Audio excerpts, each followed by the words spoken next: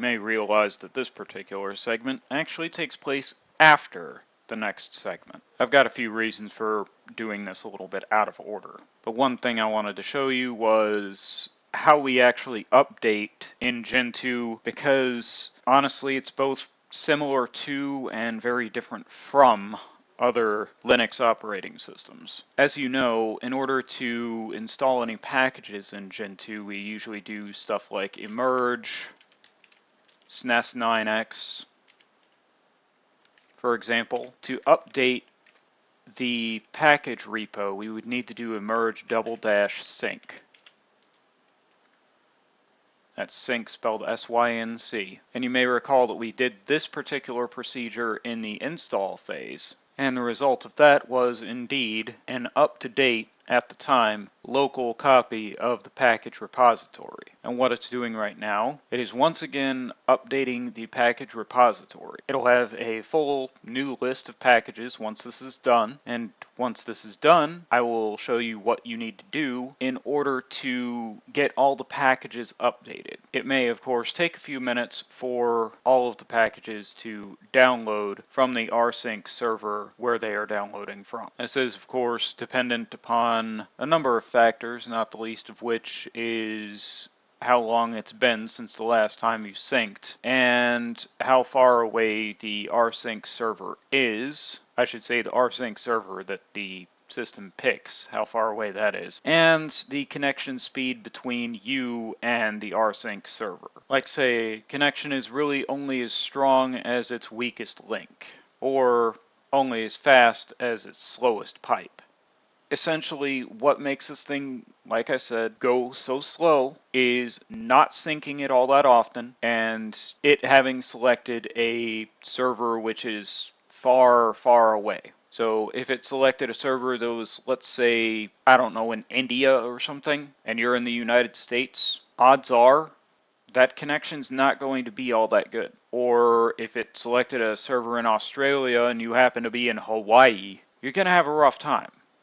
But once all this is done, and we need to run emerge NDU, and we use PVT to make sure that we are able to see what exactly it's going to be pulling in. The N brings in anything that uses a new use flag. The capital D searches deep, recursively searches every single dependency that it can. The U looks for any packages which are to be updated. And I believe I've already stated this before, but the P, V, and T kind of go hand in hand. P is pretend, V is verbose, and T is tree.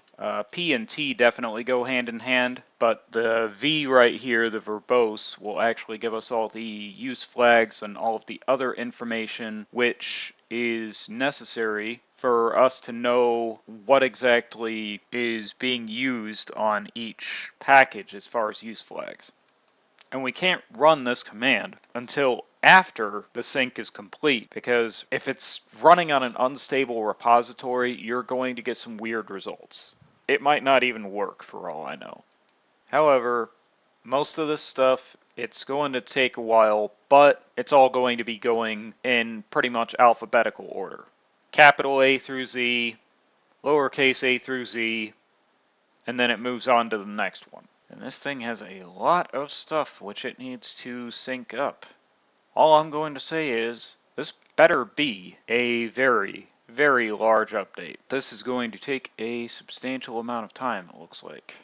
The worst part is, I can't really install anything while that's going.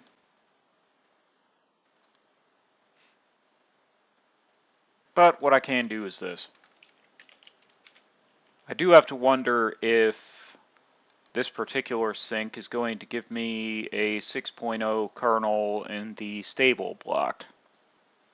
Unfortunately, it's not. But yeah, right now we are running 5.15.80 because it is stable, and I do not know what the next 6 series kernel that's going to be stable is going to be. It sure is taking a while to retrieve all this metadata.